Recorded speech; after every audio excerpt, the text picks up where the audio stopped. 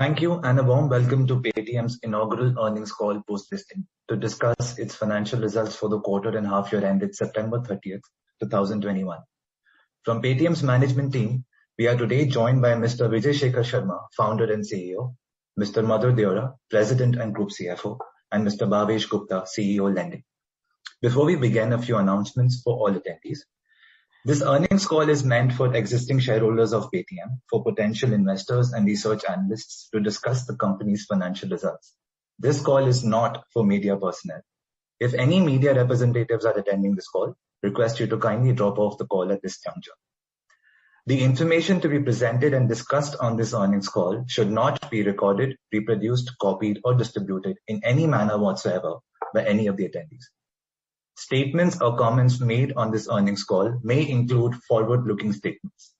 Actual events or results may differ materially from those anticipated in such forward-looking statements. Finally, this earnings call is scheduled for 75 minutes. It will have a presentation by the management, followed by Q&A. Kindly utilize the raise hand feature on your Zoom dashboard if you seek to ask a question. We will unmute your line and take questions in the respective sequence of raised hands within the scheduled time.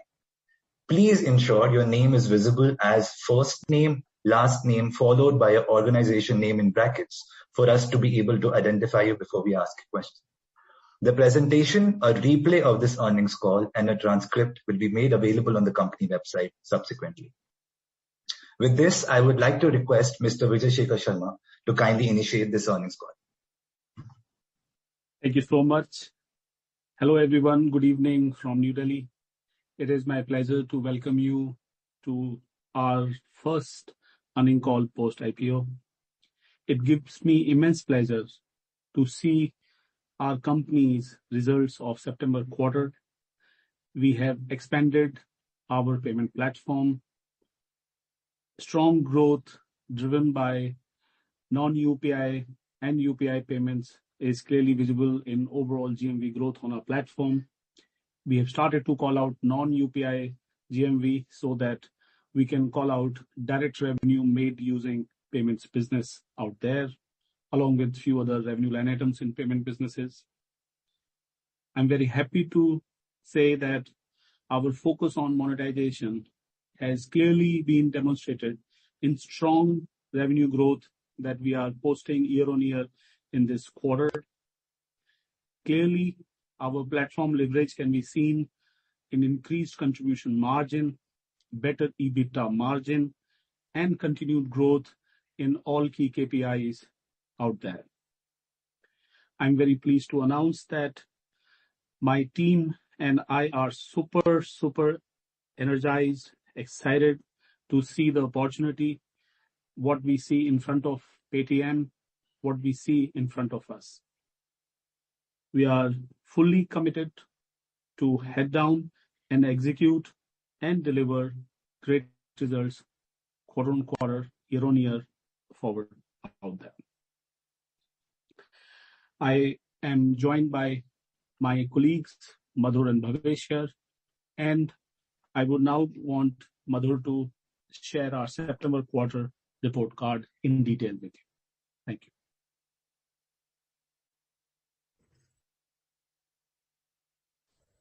Moving to the slideshow. I hope everyone can see the presentation. Thank you very much for joining our earnings call on a Saturday. And good morning, good afternoon, good evening, wherever you are. So we just talk about our quarter ending September 2021. We did put out a release this morning, so many of you may have had a chance to see that already this time. Just to remind everyone, our mission is to bring 500 million Indians to the mainstream economy through technology-led financial services. This is our September quarter in numbers. So our revenue from operations grew to 10.9 billion rupees or 1,090 crores. This was up 64% year on year. This was driven by 52% growth in non-UPI GMV. I wanted to call out here that this is consecutive quarters that the company has delivered over 60% revenue growth on a year-on-year basis. So we had 62% revenue growth in quarter one, and we now have 64% revenue growth in quarter two. This was combined with contribution profit hitting a record high of 2.6 billion rupees or 260 crores in the last quarter. This was up nearly 600% on a year-on-year basis. Clearly, this is a very large growth in contribution profit. Almost, I would describe it as a step change. And our margin has increased from 5.7% in Q2 of last year to 24% of revenues in Q2 of this year. And we'll give a little bit more commentary about this as we go along. Our EBITDA losses were 4.3 billion rupees or 430 crores. This as a percentage of revenue is 39% versus 64% in the same quarter in the previous year. So we have seen some improvements in EBITDA as a percent of revenue. This has been driven in addition to the increase in contribution profit, been driven by the reduction in indirect costs as a percent of revenue from 70% to 63%. I should point out that the company continues to make investments and in some cases increased investments in technology as well as merchant base expansion. And we've been able to achieve reduction of EBITDA as a percent of revenue despite and along with these investments. Our focus would be to continue to make investments in areas that create long-term expansion of profit pools. And finally, as Vijay mentioned, GMV, which is an indication of platform growth, reached 2 trillion rupees or 2 lakh crores. This is up 107% year on year. Many of you will recall that in June quarter as well, we grew more than 100% year on year. So there's 2 consecutive quarters of platform growth of more than 100%. And this is really a function of users and merchants growing on the platform as well as increased engagement on the platform. So just going through this in a little bit of detail.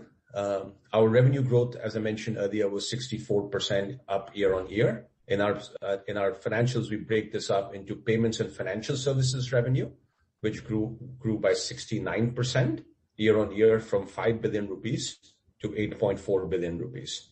This was driven, as I mentioned earlier, by 52% year on year growth in non-UPI GMV. Also, our increase in revenue from financial services and others. So we have a revenue line that we have disclosed as financial services and other that grew by over 3 times year on year. And we also saw an acceleration of device deployment amongst our merchant, and we'll talk a little bit more about this as we go along. Our commerce and cloud services revenue grew by 47% from 1.7 billion rupees or 170 crores 1 year ago to 2.4 billion rupees or 240 crores. There were 2 primary drivers of that. One is rapid growth in our advertising revenue. It's a business that we launched a couple of years ago, which is disclosed in our cloud line, and continued recovery in commerce business. As you may recall, we have a large commerce business around ticketing, and that was heavily impacted due to COVID, as you would understand. And that is starting to recover, and that's why we are seeing strong year-on-year growth as well as Q-on-Q growth. Going back to GMV, as I mentioned, it grew 107% year-on-year. We did disclose October metrics last weekend, where you would have seen that in October, this has accelerated to 130% year-on-year growth. Once again, non-UPI portion of this grew 52%. We should also point out that when our platform grows, we also have some merchants who do not pay us any MDR for payments. These are typically merchants who are accepting UPI or wallet payments using QR code. Even those merchants are many of them are being monetized by the company, not directly through MDR, but indirectly through subscription revenues and merchant lending revenues. And our subscription and merchant lending revenues from this merchant base alone reached 550 million rupees in Q2, and that was around 5% of our revenue from operations. So this very large funnel that we have built, where we may not, for that portion, may not make MDR for payments, we are able to make revenues and significant margins from other services. As I mentioned earlier, GMV growth is accelerating in Q3 of FY22, and we have particularly strong performance in festive season. As you know, in India, October and sometimes early November is festive season. We had that last year, obviously, and we have it this year as well. So like for like basis, we grew 131%. And that continues in Q3. Our monthly transacting users grew 33% year on year. We increased our average quarterly MTU in the last 12 months by 14.4 million. So this significant increase. And MTU, just to remind everyone, is monthly transacting users. These are users who have to come and do a transaction. So it's not active users or somebody's just visiting the app. What is also encouraging is that the engagement on our platform grew by 55% year on year. So we're seeing strong MTU increase and strong engagement increase. And we have achieved this while keeping our marketing expenses flat at 9% of revenues on a year-on-year basis. So this has not been accompanied by significant or drastic increases in marketing expenses relative to our overall scale. Our device merchant base has expanded by 1 million in the last 12 months. We started this business a couple of years ago. A year ago, September 2020, we were at 0.3 million devices. Currently, we are at 1.4 million devices. And this is strategically important for us because device merchants continue to show higher retention and higher average spends, which are the primary indicators of loyalty on the platform. So they become very high quality behavior on our platform. One of the things that I would share is that 4% of our device merchants have already taken a loan through our platform. That this is a merchant loan program that we have with partners. This business is accelerating. You would have seen some recently announced bank partnerships for POS, which is aimed at the LFR and enterprise segment. And that is really giving us very strong momentum and tailwinds into that segment. And over the next few quarters, we'll talk more and more about this. Coming to our lending business, the value of loans disbursed through our platforms has reached $1 billion annualized in October 2021. This is a business that we really started scaling up only about 6 quarters ago. As you can see, our number of loans disbursed on the platform grew over 700% on a year-on-year basis. Our value of loans disbursed grew nearly 500% year-on-year. And as I mentioned earlier, our financial services and others revenue line has shown a revenue growth of over 3 times on a year-on-year basis. And clearly, as we'll discuss later, there's a huge runway here. I just wanted to remind everyone that all of our products are fully digital end-to-end. The products that we have, which is PAYTM Postpaid, personal loans, merchant loans, as well as credit cards, they're all fully digital. And we do this in partnership, and we do this in partnership only with tier 1 partners, which are large banks and NBFCs. And you would have seen a few announcements around that. Of course, if you go to our app, you can see who our lending partners are. Our contribution profit grew nearly 600% year on year. It was 24% of revenue in this quarter, 2.6 billion rupees, as I mentioned earlier. I would just note that in the first 2 quarters of this year, so the first half of this year, our contribution profit is already 5 billion rupees, or roughly 500 crores. And this has exceeded already the contribution profit that we made in the entirety of FY21, which was 3.6 billion rupees or 360 crores. And the reason for this, as we had mentioned in our meetings prior to IPO, is that we are seeing high margin monetization kicking in at scale. And I just want to give 2 examples. Obviously, there are many such businesses, but lending and advertising in particular are contributing significant amount of high margin monetization. In addition, our PG cost has reduced from 52 basis points of GMV to 34 basis points of GMV. So we continue to focus on driving more efficiencies in our payments business and making sure that that business is improving its profitability profile. Our indirect expenses as a percent of revenue has reduced from 70% in the same quarter last year to 63% in this quarter. This, as I mentioned earlier, is along with investments in people, in marketing, and in technology. So just to call out that our marketing cost was maintained at 9% of revenue, even as we have increased MTU by 14.4 million in the last 12 months. And our employee expenses are actually lower as a percent of revenue, gone from 40% to 34%, even as we invest more in technology and more in merchant growth and devices growth. So we are able to improve the financial profile of our business while continuing to make investments in areas that matter. Just to give you a little bit of breakup for our revenues, further breakup rather. So as I mentioned earlier, our payments and financial services revenue grew by 69% year on year, 52% increase in non-UPI payment volume. As you notice in our disclosures, we break this up into the payments and financial services business into three components. Our payment services to consumers grew 54% year on year. This is driven by increase in non-UPI payment usage on our consumer platforms. Our payment services to merchants grew 64% year on year.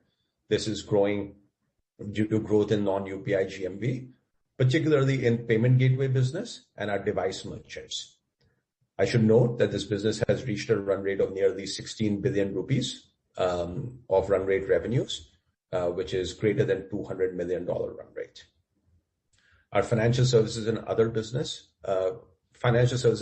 line grew by 250% and went from 4% of our total revenues to roughly 8% of our total revenues due to growth in lending and wealth primarily. Our commerce and cloud business, as we mentioned earlier, grew 47%. Our cloud business grew due to rapid growth in advertising revenue, and our commerce business grew due to continued recovering ticketing revenues from the dip due to the second COVID wave in Q1. Before we finish, I just wanted to summarize our key trends. The key trends in our business is that payments there's growth in payments revenue and profitability. This is due to growth of payments volume from non-UPI instruments, including PAYTM payment instruments that many of you are familiar with, as well as payment services to merchants. So both on the consumer side as well as the merchant side, we're driving adoption of differentiated instruments. We are seeing recovery of high margin commerce business and growth of cloud business. We are seeing increase of financial services revenue driven by the huge ramp in lending, for which we have disclosed a number of operating metrics as well as revenue trends. In terms of our operating and financial performance, I just wanted to summarize some of the key trends. We are able to efficiently increase users, merchants, and GMV. This is what Vijay described as platform growth. We are seeing strong momentum in revenue, and we expect that to continue with 64% growth year on year in this quarter. We have seen a step jump in contribution margin that we have achieved, and there are clear trends and tailwinds towards continued year-on-year improvements. Our indirect expenses as a percent of revenue is going down, even as we are making investments in the key areas which have long-term positive impact for us, and we are very well funded for growth opportunities ahead. And that's all I had. Thank you very much. Maybe I'll turn it back to the moderator. Thank you, Mr. Deva. We will now proceed to Q&A. A kind reminder to all attendees to utilize the raise hand feature on your Zoom dashboard if you seek to ask a question. We will unmute your line and take questions in the respective sequence of raised hands. However, please ensure your name is visible as your first name, last name, followed by organization in brackets for us to be able to identify you.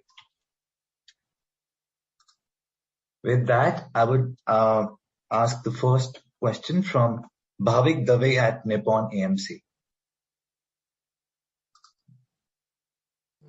Hi, am I audible? Yes.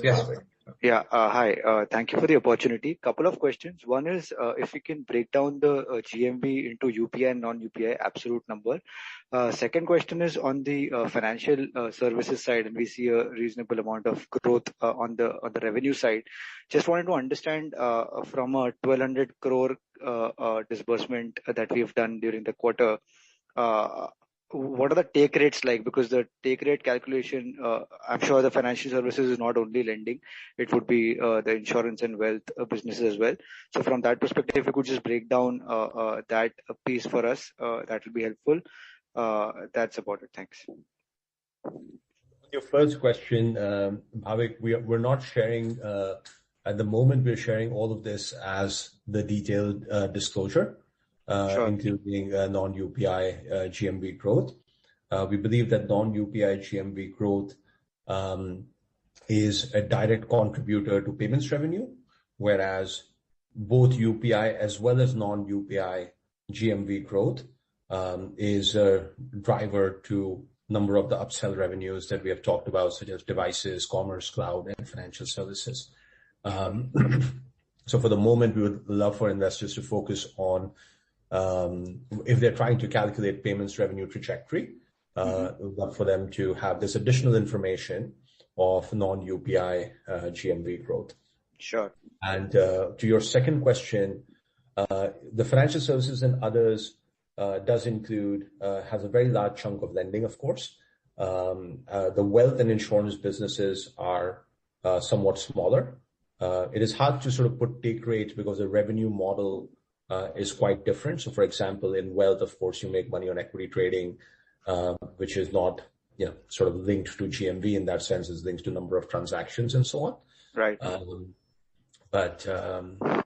So I wouldn't necessarily look at that revenue and divide that by one specific metric. But what I would say is that the growth that we are seeing in lending operating metrics does translate into growth of that particular line item, which is financial services and others. And you should be able to track that on a quarter-on-quarter basis going forward. Sure. Sir, one data point, if you could give us that the disbursement that we have done during the quarter, any breakup between consumer and merchants, and also which are the large partners that are onboarding, right? Today we have, I think, Clicks and Aditya Birla Capital as the two main lenders with us. Have the banks or the large bank partnerships that we have they gone live? Which are the products that they are doing currently, or how do we think about it? If you could just share some details on those two things. Thank you. Yeah, Bhavik. Thank you for your question, Bhavik. So we have more than the two partners that you mentioned. As we mentioned earlier in Madhu's presentation, that we do business with tier 1 banks and NBFCs. So on the card side, we do have Citibank, SBI, and we recently announced HDFC, while the card has just gone live in a pilot phase, and we hopefully will do more of that in the future. On the lending side, you rightly said Clicks Capital and Aditya Birla. We also have Hero FinCorp and a few others. And there are many more partners that we are currently in conversation with to integrate and scale. So I can say that the portfolio of partners that we have today is reasonably sufficient for us to really manage the scale and the growth. And we are very confident of doing that. Sure. And the breakup of that 1,200 odd crores, merchants versus consumers? We're not quite giving the breakup at this point. What I would say, what I would just point out is that we also have roughly 100,000 credit cards in partnership with our card partners. We do not include the spends of those into our dispersal numbers. So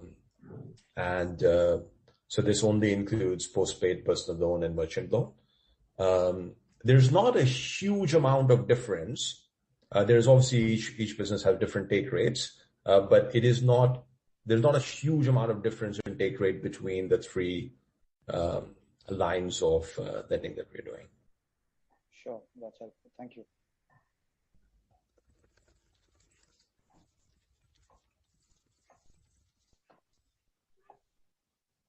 Thank you. Next question, Mr. Jayant Kharote from Credit Suisse.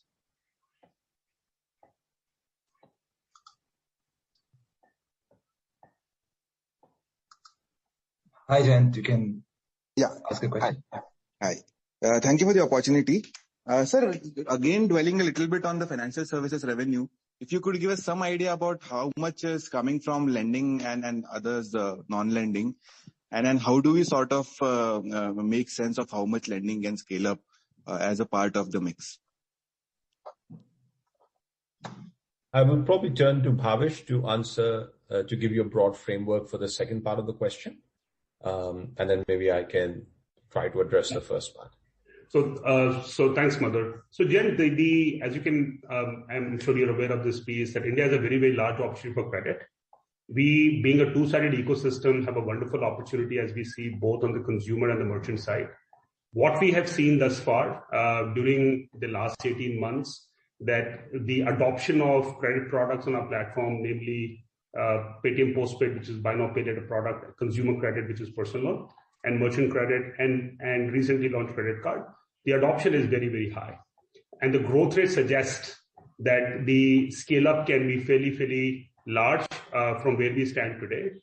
And I think it will be important for us to recognize that this opportunity itself in India, and definitely the opportunity that presents on this platform on Paytm, will be fairly large, and hence we are very excited to keep taking this opportunity forward from our perspective.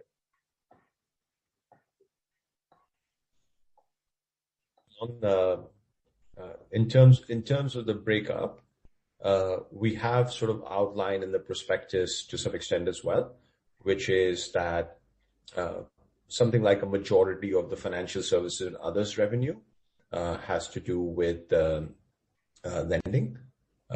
So we're seeing sort of that trend continue.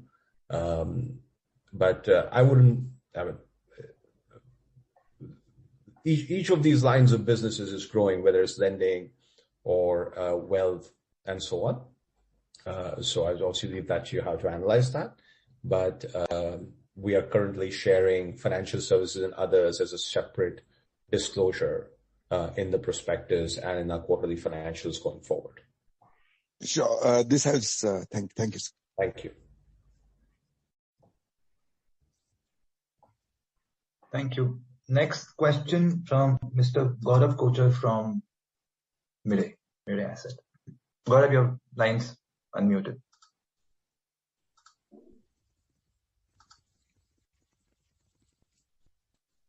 Gaurav, you can unmute yourself. Yeah, sorry. Am I audible? Yeah. Yeah, hi. Good evening, everyone. Thanks for taking my question. Coming to the payment processing cost, if I looked at that number, as a percentage of overall payments revenue, that has moved up from 83% last quarter to 89%.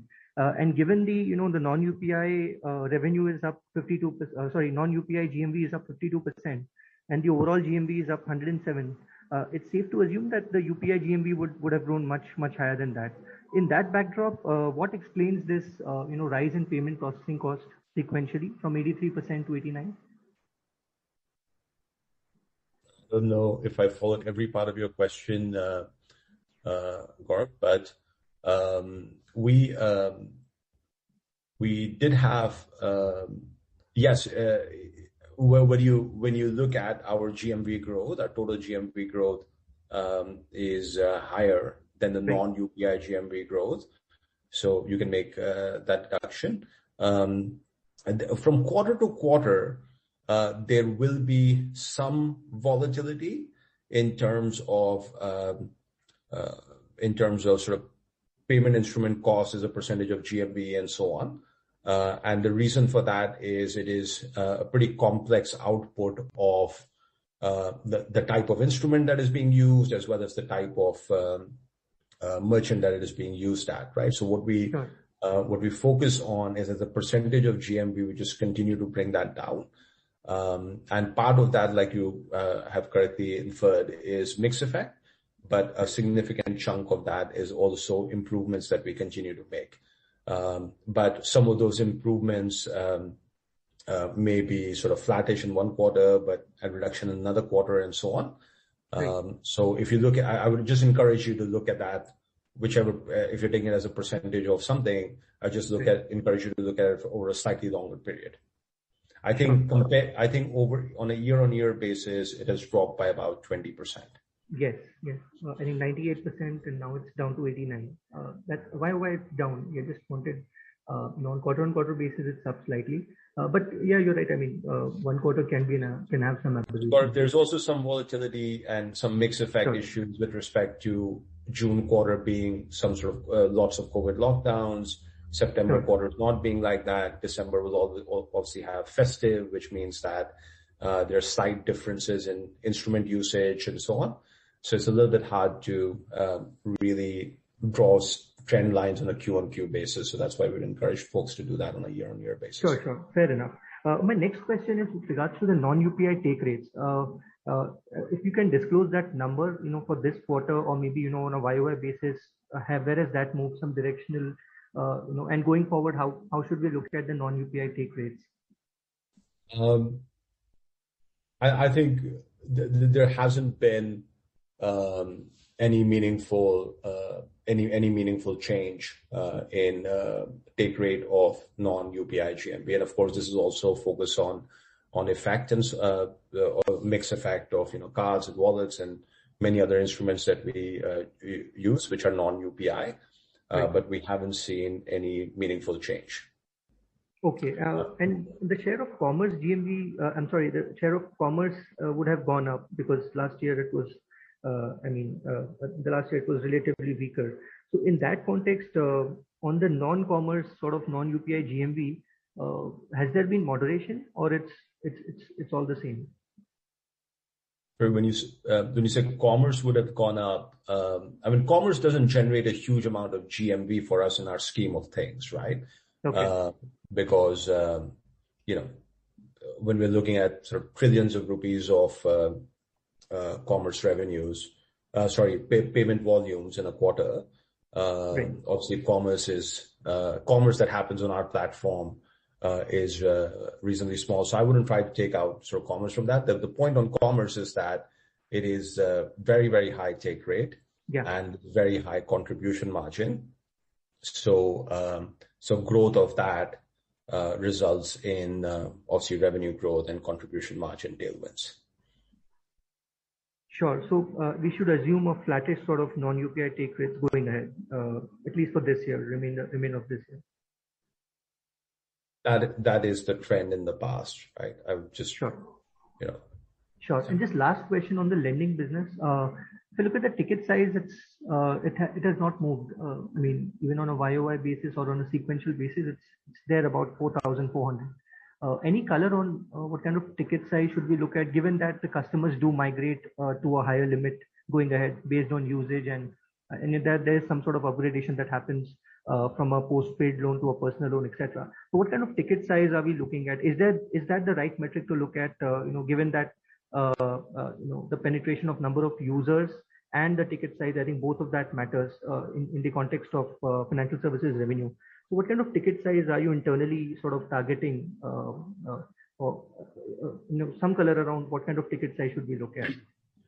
The way to see this data is that if you look at the number of loans, expansion has been very, very large, and the ticket size remaining same means that on an incremental basis, we have a higher ticket size. That's the reason the overall ticket size has remained same.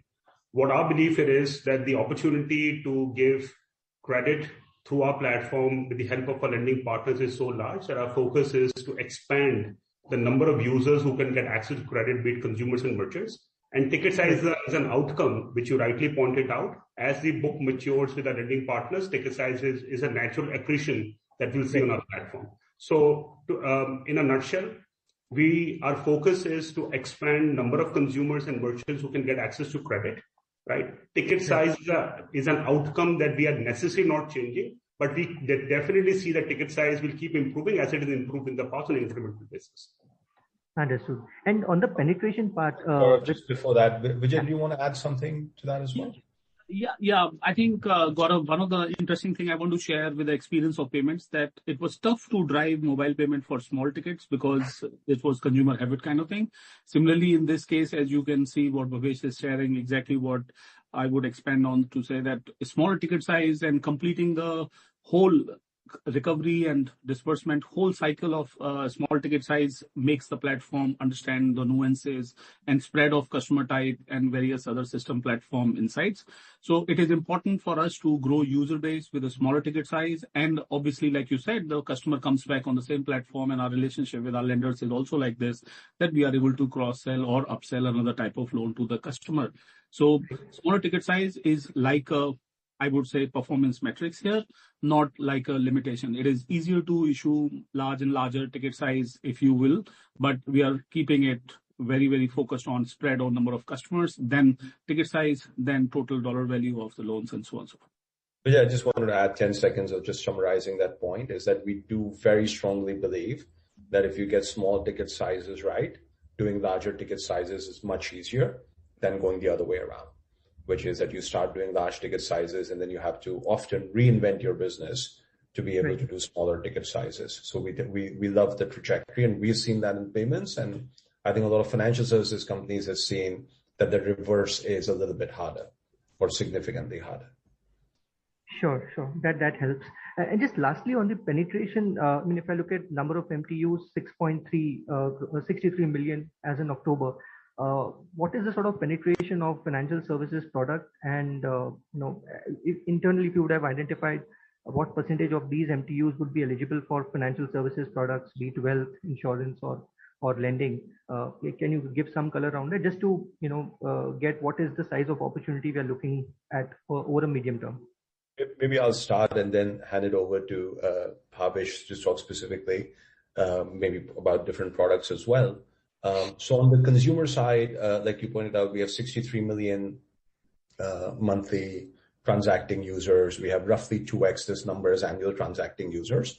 But if you just take that monthly transacting users number, then our penetration on lending side is roughly 2% on our BNPL product. It has grown dramatically over the last 1 year, but it is roughly 2% right now. If you look at, for example, our equity trading business, then it's less than 0.5%. Right? It is significant numbers, a couple of 100,000 users, but in the scheme of PAYTM's things, in the 1 year we have got to less than 0.5% penetration, fairly significant user numbers. And then we sort of move on from there, right? Because obviously the market opportunity is very large. And I should point out that we are able to address a large percentage of our user base because the business model is that we do it with very little or no incremental CAC. So when a payments user needs to move into lending or wealth or commerce or cloud or whatever it might be, there's almost no CAC to move that incremental CAC to move that users to payments to financial services. So that hopefully answers sort of the penetration question. Also the question about ticket sizes, right? If we had a huge amount of incremental CAC, we would potentially not be able to do that, which is to address a large percentage of that base and be able to address it at all relevant ticket sizes. Bhavesh, do you want to add something? Yeah, I think I'll just add 2 cents to what Madhur just said. So Gaurav, the way to look at this piece here is the demand for credit through our platform. We've seen very high adoption of our consumers and merchants.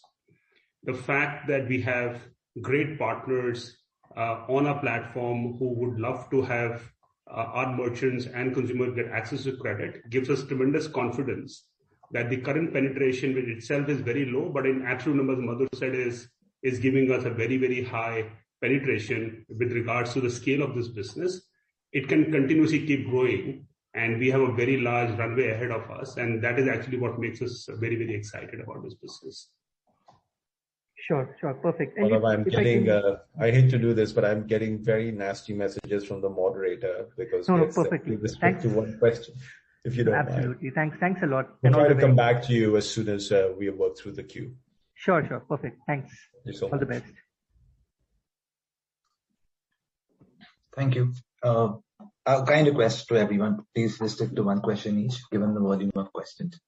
And once we unmute your lines, if you could announce your firm, because everyone hasn't changed their names to the firm. Next question from Mr. Saurabh Kumar. Sorry, your line. Hi, this is Saurabh from JP Morgan. So Bhavesh, the question to you is essentially, what is the credit charge to what you're seeing with your partner banks? If you can just quantify what you're seeing this year versus how the portfolio was behaving last year. And the second related piece is essentially on the Reserve Bank paper which has come out. I mean, it has talked about FLDGs potentially not being allowed, and also, the usurious lending rates that some of the digital apps have been charging. So how does it alter your competitive landscape? How do you read the ramifications of that paper? Thank you. Yeah, thank you for the question, Saurabh. So Saurabh, the first question, question's answer may not be fully complete from our perspective because we do not manage the portfolio of our lending partners. They do it themselves. We definitely help them in collections, but we have a fair understanding of how the portfolio is performing. And what we understand from our partners is that they feel very comfortable with what they see. The important element to see this particular piece here is that we are adding new partners to our platform. As you can see it from a growth of credit, we're expanding credit very, very rapidly. So very clearly one can assume that our lending partners are seeing a very healthy portfolio performance vis-a-vis over the last 1 year and even through COVID, which has given them great confidence to continue to grow the business as far as Paytm platform credit business is concerned. On your other questions about the recently introduced working group paper on digital credit, actually, we find it, it's important for me to mention this piece. That is important that the digital lending space gets further organized. This paper aims to really further organize this entire thing. From our perspective, as we had mentioned earlier also in our roadshows, that we have always maintained that we are completely aligned with currently regulations that are prevalent in the country, which is the digital lending guidelines of June 2020 and also the outsourcing guidelines. So from our model, we have always maintained alliance to what was available and present. The newer guidelines are actually aligned to what we do in our system. Actually, what we see here is that if and when these guidelines get implemented, it will further strengthen the platform and the way Paytm has been doing business versus what many of the other industry players have been doing business, especially towards FLDG and funding into PPA instrument, etc., that we do not pursue and follow. Okay, thanks, Bhavesh. I'll come back in the queue. Thank you.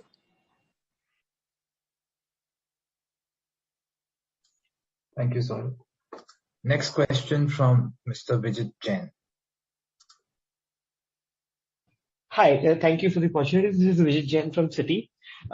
Just on the payment gateway business, can you talk a little bit about, do you look at this business as e-commerce versus billing business, and how are you looking at this business beyond payments here as the opportunity with the customer centers? Thank you. Yeah, would you like to take that question? Or I can start. So let's see if we can mute it. Yeah, I think, thank you, Vijay, for this question where we look at it, payment gateway business as an opportunity to bring small, medium merchants and the large corporate the advantage of Paytm's payment instruments. That is our primary use case. And then we also give opportunity for other bank issued, other partner issued instruments.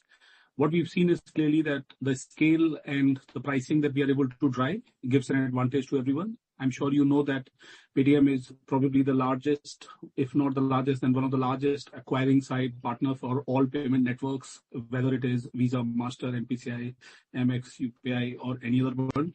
And that gives us a superior edge of scale of technology and pricing.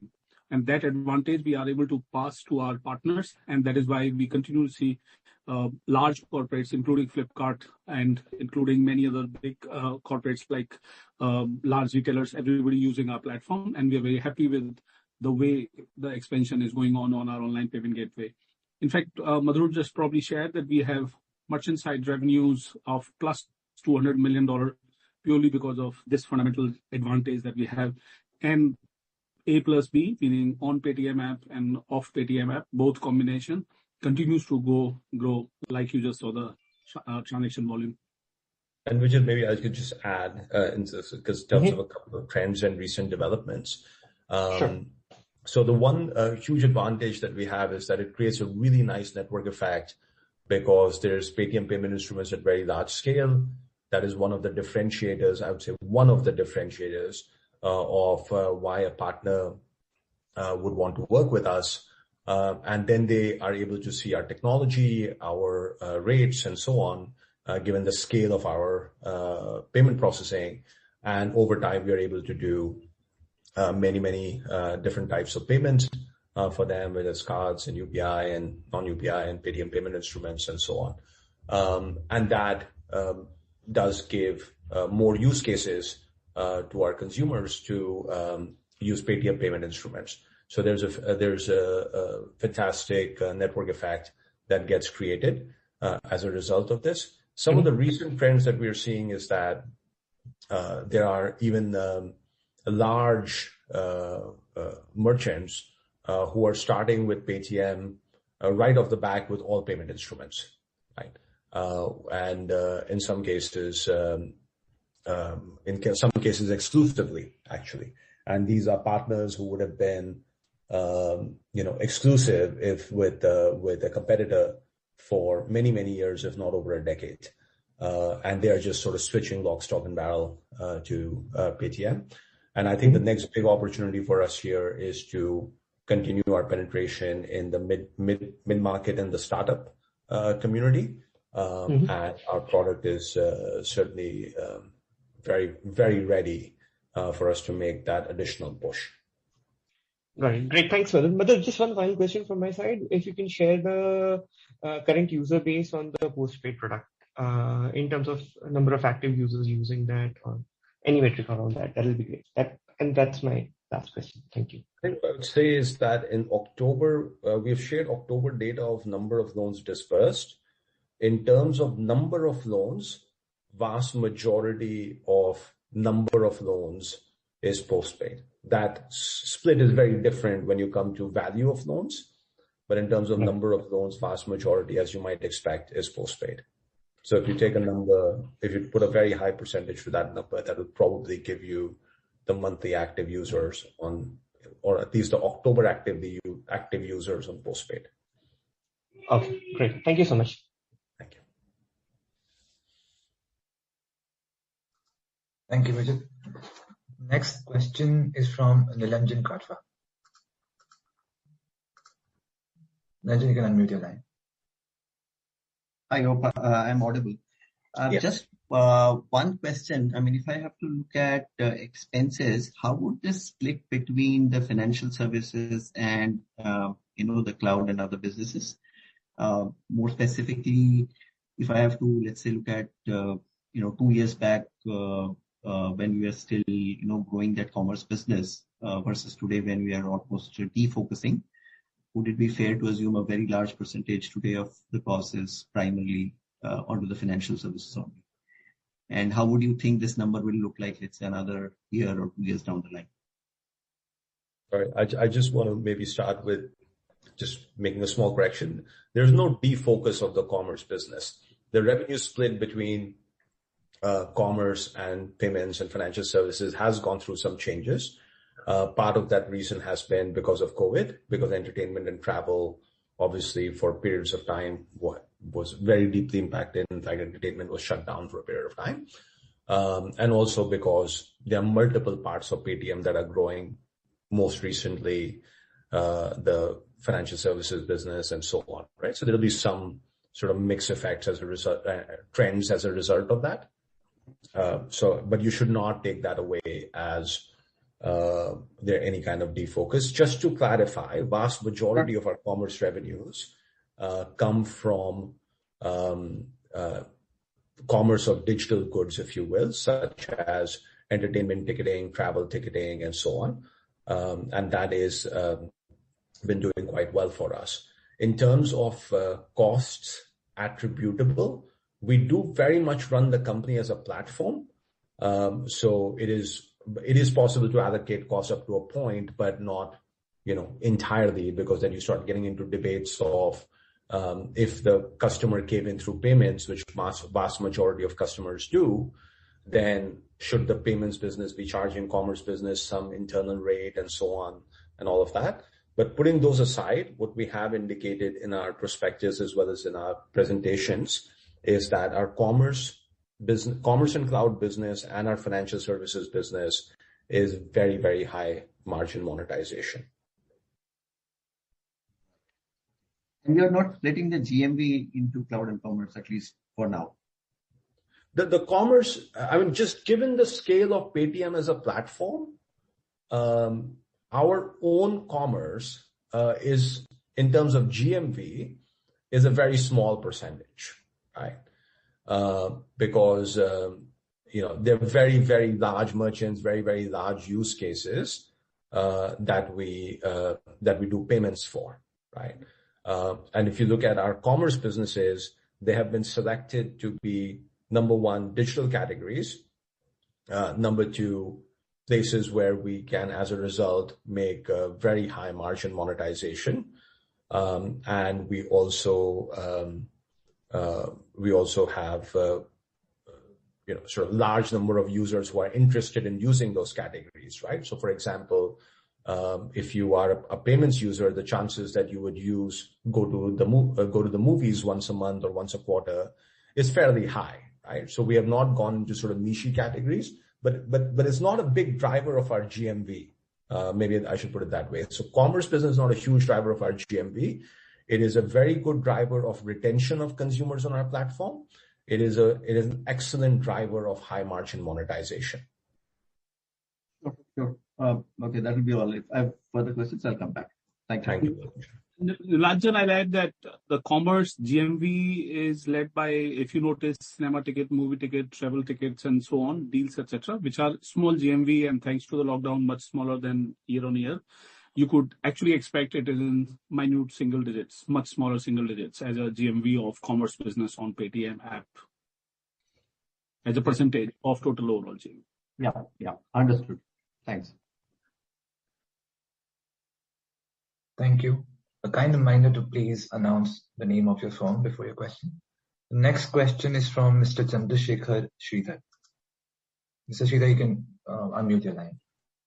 Hi, good evening. This is Chandrasekhar from Fidelity. Just a couple of questions from my side. Just to get this clear, so your GMV per MTU is about 11,000. Now the average credit card user spends about $10,000 a month.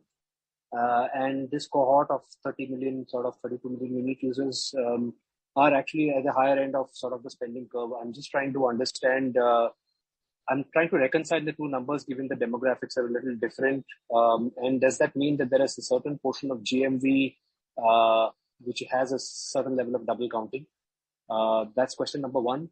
And second is that just quarter on quarter, and I can understand there is some level of volatility in the business, which is on a quarterly basis.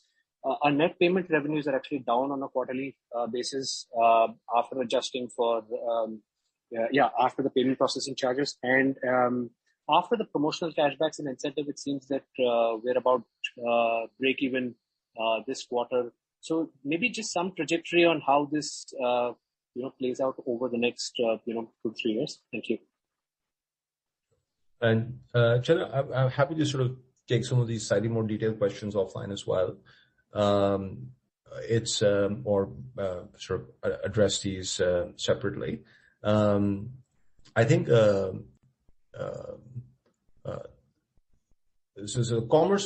commerce business is clearly seeing strong recovery. I think just to go back to your first question, which is about the spends. The span of the type of use cases that a Paytm user does across sort of their daily use cases, such as bill payments or lifestyle use cases, either on the Paytm app or on our partner or with our merchant partners, as well as the spend that they do in the offline world, is in many cases a much bigger span than an average user would do using a credit card.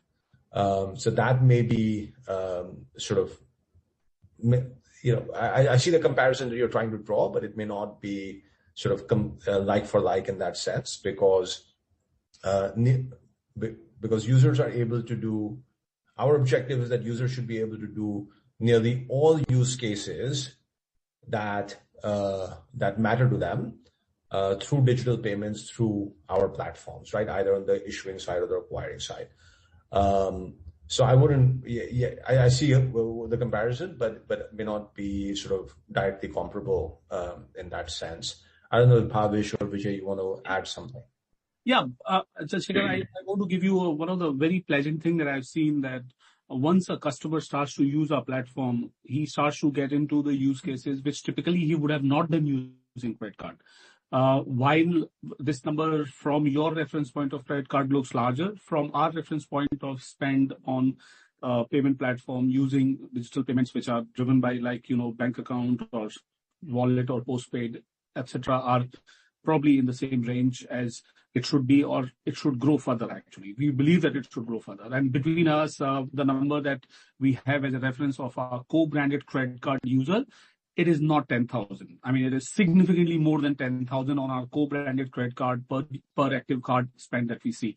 So this number of a per user is significantly less than the credit card user actually. So maybe the reference point of 10,000 is something that we are not able to reach. Where are you picking it reference from? And secondly, the number that we are seeing is very, very clearly depiction of the depth of the customer and lock-in of the customer or retention of a customer. And as far as our co-branded credit card spend is concerned, it is significantly more than the number that you're quoting here. I mean, I'm just quoting the industry data, which is that much. And this is sort of the top end of the spending spectrum, spends an average of 10,000. So just curious to reconcile the two. But we could take it up later. Yeah. Sorry, Chandra, I think the key difference may be just the span of use cases, that the person who's spending X thousand rupees on credit card, let's say 10 or 15,000 rupees on credit card, their monthly spend across all use cases, of course, significantly larger than that, right? And what I think the way this would reconcile is that the Paytm has been able to bring all use cases for all users. And I'm saying that slightly, I shouldn't say sort of exaggerate by saying all, but a much greater span of use cases that users can use. So if they were not using credit card for a certain purpose, in many cases, they still use Paytm for that purpose. Either it could be through cards, or it could be through wallet, or it could be through UPI, and so on. One of the important things, Chandrasekhar, we want to add is that we've seen credit card companies promoting adding money to the Paytm wallet as a feature because they want themselves to expand the use case of the money of credit card potentially out there. And that is also one of the interesting reasons for our year-on-year non-UPI revenue to grow, because many issuers of credit card and debit card want to increase the acceptability of that instrument. And that is possible using wallet as a method.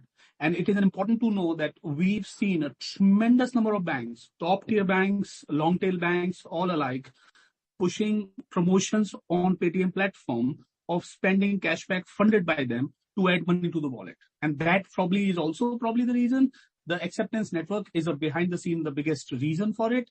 I'm sure 10,000 rupees, like you suggested as an average, is a clear indication that mobile payment will completely dwarf the credit card spends over the period, which it has when you see the retail payment overall dollar value anyways. Thank you. And just on the second one. Could you repeat that second one? Sorry. Yeah, I just said that the net payment revenues were actually down from 108 crores to about 84 crores quarters. This is after adjusting the payment processing charges. And then after the cashbacks, which you'll have seen to have given, it seems that the payment revenues effectively have just broken even for the quarter. So maybe just some trajectory on how we should think of things. Chandra, what I would suggest is that you do look primarily at year-on-year trends rather than quarter-on-quarter trends. A couple of reasons for that, because on quarter-on-quarter basis, of course, we will choose to make a little bit more investments in one quarter versus another quarter. The second is the quarters that we are comparing also do have Q1, which was heavily COVID impacted, where the mix of the business was quite different, versus Q2, where again, the mix was very different, right, with respect to, percentage of offline payments and percent of, certain types of merchants and so on, right? So it is a little bit hard to compare any two quarters on a Q-on-Q basis, particularly this particular Q1 versus Q2. On a year-on-year basis, the trend line is very strong for some of the sort of percentages and so on that you quoted, which is translating into this contribution margin, right? So if you're taking out payment instrument cost and you're taking out cashback, we in fact take out those two costs as well as many other direct expenses, and then come to the contribution margin. And that contribution margin has actually grown from 6% to 24%. On a first half to first half basis, just to take a slightly longer period, it has grown from 10% last year to 25.5% this year. Right. So I would look at year-on-year trends as the primary way of evaluating efficiency on those lines, especially given the Q1Q is a harder comparison. I'll add to one more thing, Chandrasekhar, here, that your statement on break-even of payment, while we have not disclosed or are disclosing it like this, it is clear that some of the line items in our payment business are not just profit-making, but free cash flow generating.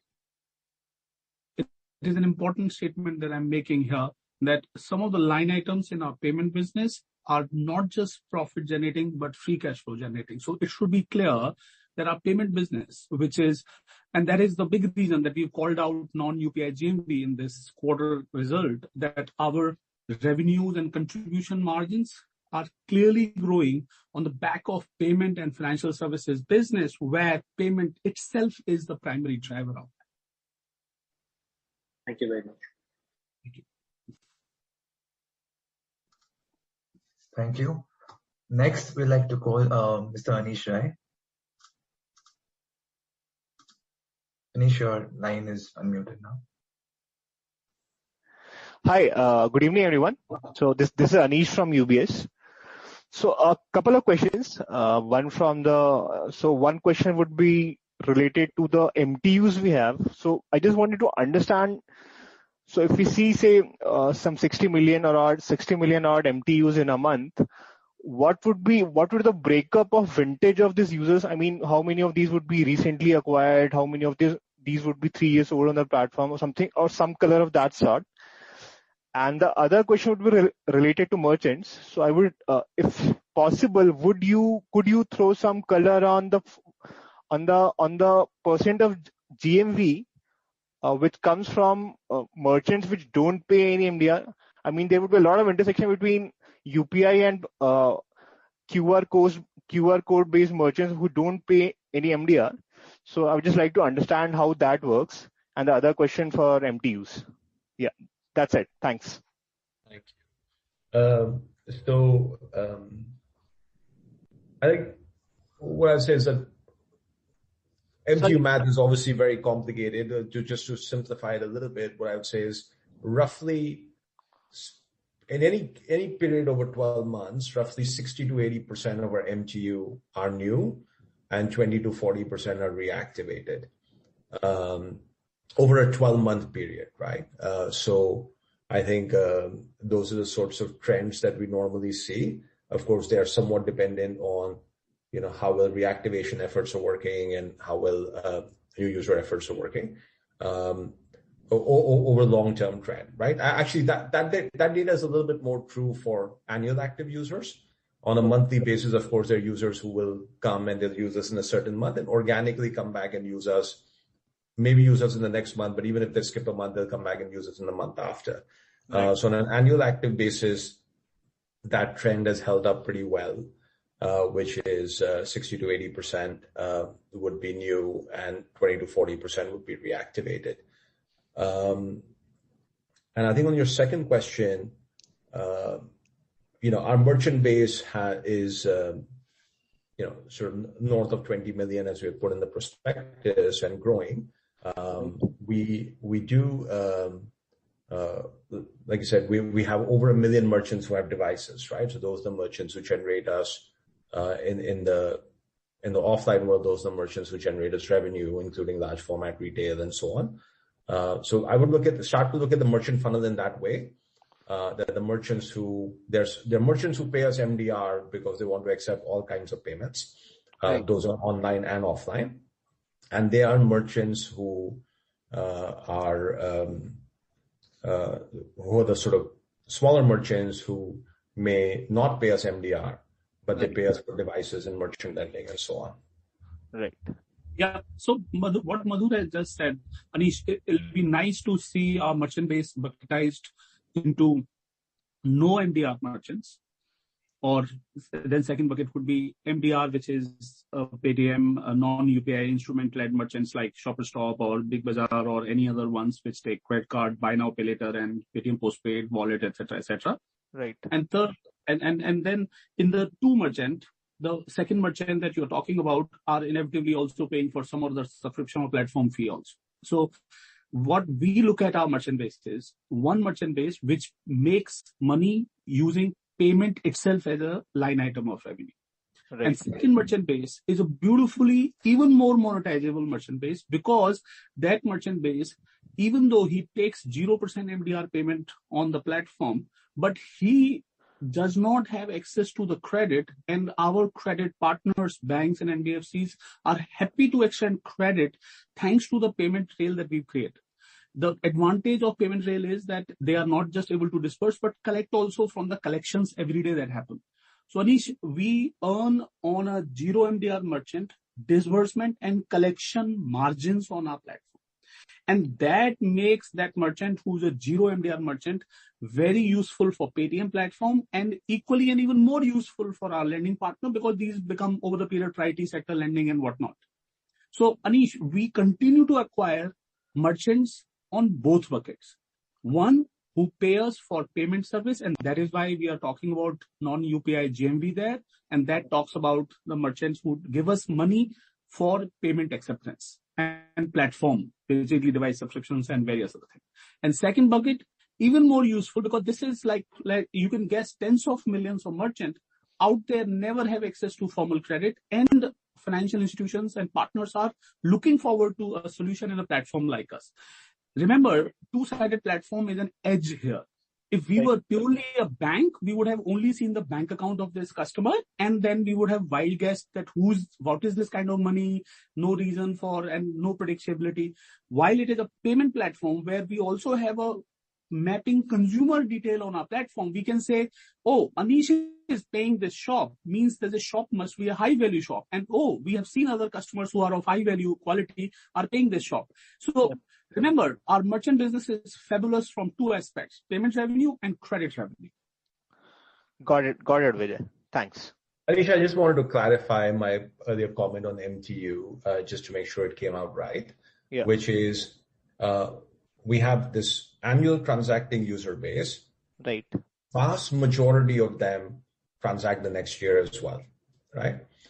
And then the growth comes from largely sort of new users who come to our platform, and in some cases users who may have not used us in the previous year but used us in the year before, who come back due to some reactivation efforts that we do. Right. But the core base is the core base going into any new year is that vast majority of our existing customers do transact the next year as well. Right. So Madhu, so probably just let me sort of put this question in another way. So just to follow up to what you just mentioned. So if my question is, so say if we have X annual transacting users this year, what percentage could I assume that these users would transacting even the next year? I mean, what would be the drop-off rates or something of that sort, if possible for you guys to sort of disclose? We haven't quite shared that number, but it is the vast majority of those users. Yeah, I think that's a good word Madhu is using. Regardless of, sorry, go ahead. Yeah, I was saying that Madhu is using the correct word. Anish, you can expect, if you remember a few minutes back, we were answering a question how a customer is spending more money, and that happens because the customer is actually living on this platform more number of times. So over the period, thanks to the number of use cases and opportunities of multiple funding sources and services that we bring, that customer remains on a platform. Surprisingly, the commerce business that has been discussed in this call is one of the reasons that we started, that it is a key use case for customer to retain and come back on our platform. Right. Sure. Thanks. Thank you. The next question from Mr. Sameer. Sameer, your line is unmuted. Yeah, hi. Thanks for the opportunity. Just looking at the number of sales employees, I see a sharp jump YOY. Probably that is also driving the merchant growth. What's the outlook here going ahead? I think last year, the comparison of this number on September is slightly tricky for two reasons. One is, for one primary reason, because the offline world just sort of came back a little bit later in Q2 last year, whereas this year obviously we had COVID impact in Q1. But by the time Q2 rolled around, there's plenty of opportunities for us to have feet on street and start, selling devices and so on, right? We will continue to invest in merchant growth. You would have seen, Samir, from, when you sort of digest all of this data, you will see that we've been able to reduce our employee expenses as a % of revenue despite increasing the sales force, right? So we have those levers in our business. We will continue to invest in merchant business, but we think we can do that while maintaining indirect expenses at a certain percentage of revenue and, in fact, decreasing it. Yeah, it's an important thing to remember, Samir, that as Paytm Vantage Point, we see a tremendous opportunity to grow payments as a mode to acquire consumer and merchant. We continue to invest in use cases as engineering professional teammates. So as you could see the number of employees, there are more and more engineers added to the system because we are building for what new use cases and other financial services that we are building. Secondly, on the merchant side, like Madhur said, incredible, large, strong growth ahead is possible, clearly because more merchants are getting ready to accept digital payments.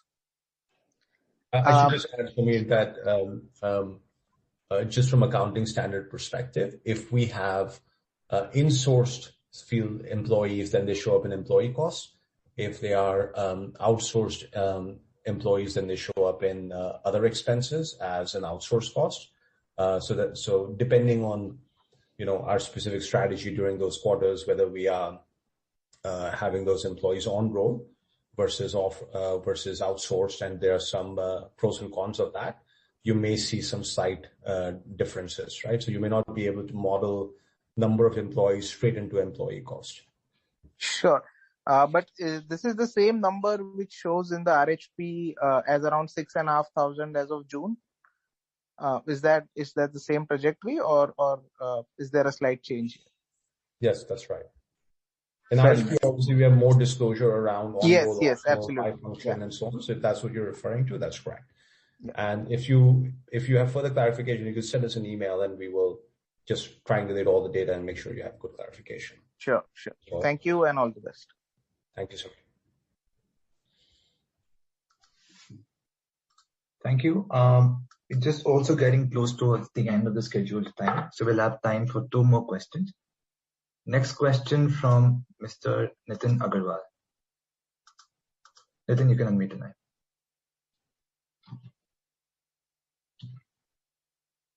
Hi, Nitin.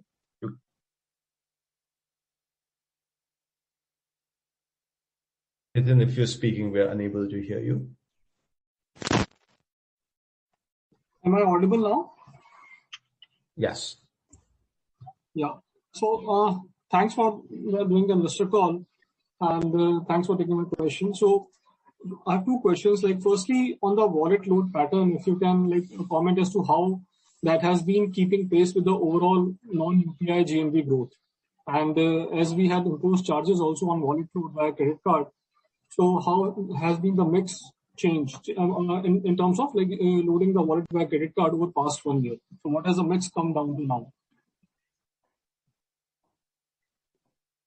The best part I can tell you, Nitin, is that our business of wallet year on year has been growing, and the credit card charges have either moved the customer to other payment sources like UPI, like debit card or net banking, or make that customer comfortable enough to pay those charges. So the clarity here is that we want to continue to expand on wallet as a use case because this is here and running as a revenue line item for us, and it is year on year very decent growth. In fact, in many cases, we see that customers use wallet to add money, like we just now a few minutes back shared. The banks leverage wallet as a platform to give their debit card and credit card user expanded acquiring network of Paytm. So this is strong growth, and we're very happy with how wallet growth is showing up. I just wanted to clarify when Vijay said it has moved users to other payment sources to add money to wallet, right? So users who there are many users who have decided they want to continue using credit card and pay the charges which were implemented in calendar 20. And there are some users who have said they will move to another payment source such as debit card, net banking, UPI, and so on, and not pay the charges. And what that has done is that the wallet take rate has been the same, and it has become more efficient from a loading cost perspective. And some of that does reflect on the year-on-year contribution margin and year-on-year sort of percentage of payment cost as a percentage of GMV. Thanks so much. And secondly, how do you really compare the productivity or the GMV contribution of merchants where you have installed merchant device like the Soundbox versus the one where you don't have it? And any approximation as to, because we have say around 24 million merchants, but in terms of Soundboxes, there is a huge room to expand. So how much can we really close the gap between the two? Nitin, so this is, I can tell you that the merchant who use Soundbox versus, let's say earlier, if they were using static QR or plastic QR or paper QR, the one thing that happens there is that the transactions consolidate, meaning no more multiple QR merchant, and it sort of becomes nearly exclusive. And clearly that could tell you that, and then merchant become even more comfortable because they are sure about the payment receiving. So we've seen the growths which are, I mean, strong is the word. I mean, Madhur, I leave you on. Yeah, so I wanted to maybe just make 2 or 3 points on that. So one is, like I said in the presentation, device merchants and, large percentage of them, more than majority are Soundbox merchants. They do become significantly higher retention, and the volume of transaction goes up very, very meaningfully. Which are sort of 2 separate points. I just want to be clear. And that is very efficient. It is dramatically better unit economics for us and dramatically better CAC to LTV for us, because you're not going out and sort of managing churn. You're managing a very different churn profile than you would without devices. The second part to call out is this behavior that I mentioned, which is higher retention and more spends, which is higher loyalty on the platform, basically. That is nearly perfect behavior for them to become eligible for merchant lending. Because one of the things that you should be clear about is that we don't lend to merchants on thin file. And maybe Bhavesh can add if there's a follow-up on that. So it just accelerates the behavior of a merchant towards creating that effectively loyal behavior and take file on PAYTM, so that they become eligible for loans from our partners. So this is, which is why I said it's strategically an important initiative for us. Nitin, I would refrain from giving forward-looking numbers on this. You have clearly seen the trends. We added 1 million in the last year. Roughly 500,000 just in the last few months. So clearly this is off on a very strong trend and accelerating. Oh, thank you so much.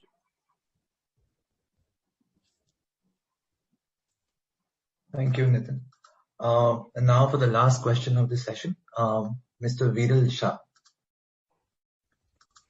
Viral, you have unmuted your line. You can ask your question. Yeah, thank you for giving me the opportunity to ask the question. So actually, I had 2 questions. So the first one is, I know we have touched upon this earlier on Saurabh's question, but wanted to understand more so from a medium to longer term perspective. Does the working committee report that has been put out alter the medium to longer term different profit pools that Paytm could have developed? Say, for example, an underwriting or basically the underwriting decision needs to be made at the end of the banking partner, right?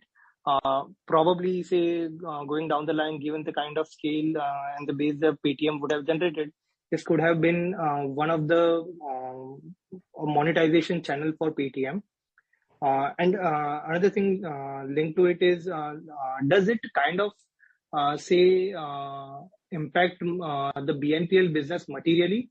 Because primarily the economics in the BNPL business comes from MDR. And if you look at it, one of the recommendation is that this kind of credit needs to go into the bank account of the user. So on which the MDRs typically are not what it is on, say, a wallet. So let me take both your questions. Purely from a model perspective, it's important to understand that the working group committee, as I mentioned earlier to Saurabh's question, we currently practice what largely is being recommended by the working group committee, because we've been following the current laid down guidelines of June 2020 digital lending guidance, etc. So purely from an implementation of working group, I think it will be very positive for our business model and will further amplify what we have believed in building the credit business at Paytm. And obviously it will remove some of the so-called smaller players who've been doing all kinds of things, I think, in the ecosystem, which may not be helping the digital ecosystem to prosper. Now, clearly from an economics perspective, there are two things to really remember in our model. Our lending business is aligned with our payments business. So as Madhur had mentioned that we do thick files. Now what we mean by thick files here is, we are not going and soliciting customers just for credit. So credit is a byproduct of what the customer or merchant does on our platform. More transactions they do, their ability to get credit through our lending partners increases. And more credit they consume, we believe the stickiness of the platform, be the consumer, the merchant increases. So it's kind of a flywheel, and that's a flywheel we are currently focused on. So it's just not the way to look at this business to make money from an element of a lending business, but in the total flywheel, we make money also on payments and also on credit and vice versa. Now,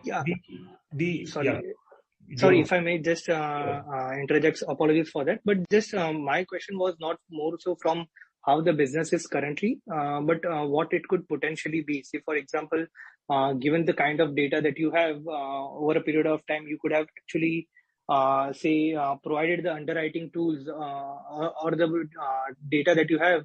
You could have provided a score like we have, say, for example, a Kakao Bank in Korea does, or many of these neobanks do. You create a score and based on which the lenders uses those scores to lend to customers. Does this kind of take away those kind of profit pools? Because now the lenders would be required to basically document the underwriting, the process that they have at their end.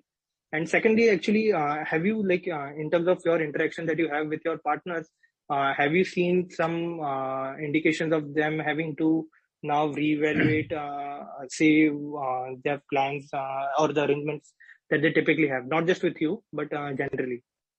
Yeah, so Viral, to the second question, we don't know about the other partners, but from a Paytm perspective, we continue to have very, very strong support from our partners and growing. So there has been no letdown in terms of scale of business.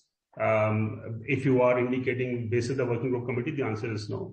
To your previous question, I think our focus is always to build a legitimate business. Legitimate business means that we would like to protect what is the right product for the customers and their interests. And hence our belief has been that what Paytm offers is technology. What Paytm offers is a very, very unparalleled opportunity to distribute credit to a very large segment of customers. And also what Paytm offers is ability to collect using our digital tools, digital platforms, and the entire merchant ecosystem. So I think this is our strength. We would like to play to our strength. And I think there are enough and more revenue pools in our strength in medium to long term, which we would like to exploit. Shall I add more, Viral, to what Bhavesh just now said? It is important to know that our lending partners clearly see not just the technology and, like you suggested, let's say we could build some score sorts and we could give them and that could help them. They see two important line items, which is the disbursement and collection, as a even more critical KPIs than just the, let's say, help in underwriting, if you will. The reason I want to tell you, Viral, is that if they go on open internet, the cost of acquiring customer on open internet for NBFCs and banks is dramatically higher because there are many aggregator platforms and methods that open internet uses, that the CAC remains way, way, way higher of the margin that they create. I mean, I would not hesitate to say that nearly all the margin they could have made would have gone in CAC if they would have chosen to scale on open internet. And the reason is, like I said, that there are a number of aggregators who sort of hijack the traffic. Plus, even the financial institutions don't have wherewithal of even they deploy third-party agencies to acquire customers of that grade. Companies inevitably seek multiple channels.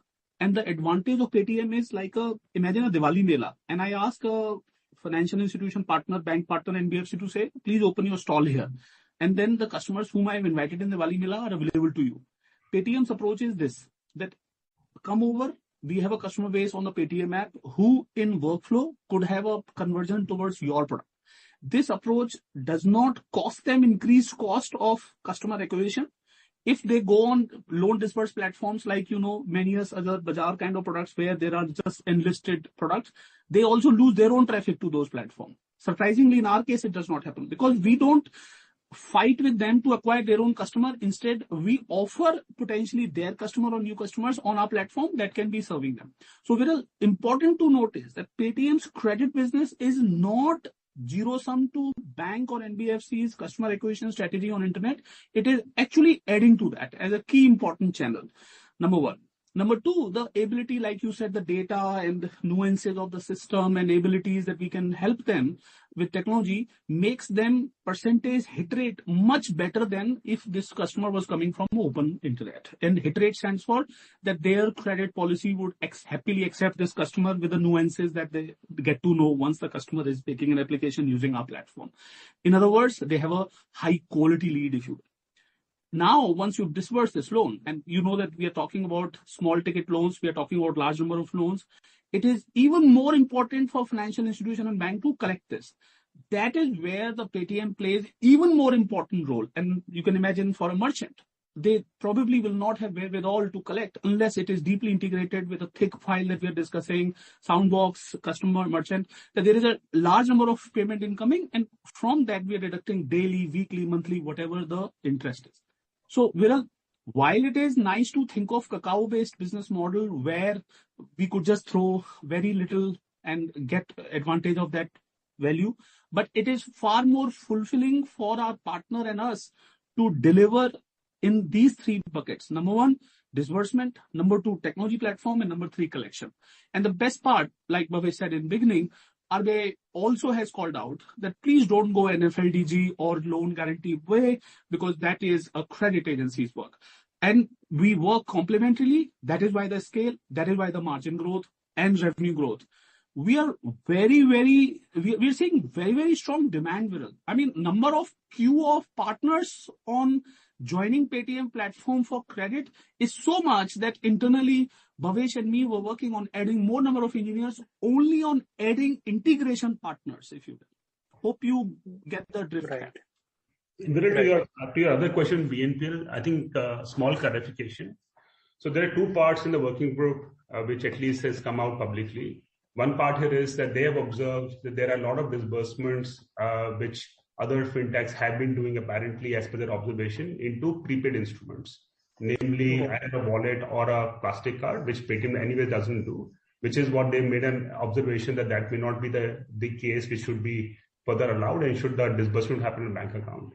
In case of PAYTM postpaid and especially BNPL, the lending partner disburses directly to the merchant, and hence that is a absolutely kosher use case because this is typically the way EMI financing happens on the ground, wherein I go to purchase goods at a shop and the payment is being made by me for a loan that I've taken to buy that good from that shop. In this case, that goods could be digital, goods could be physical, and the disbursement is made directly to the merchant's account. So I think there is that clarification is important, and hence the BNPL business that we run is absolutely in line with what has been recommended.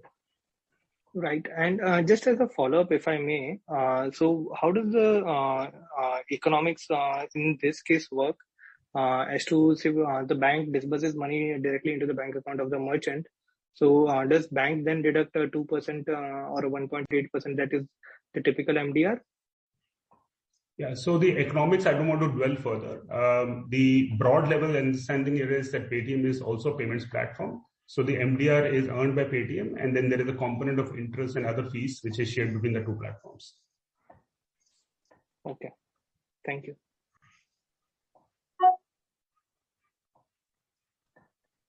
Thank you, Will. Thank you, Viral. Thank you. And with that, we come to an end for this first earnings call. A reminder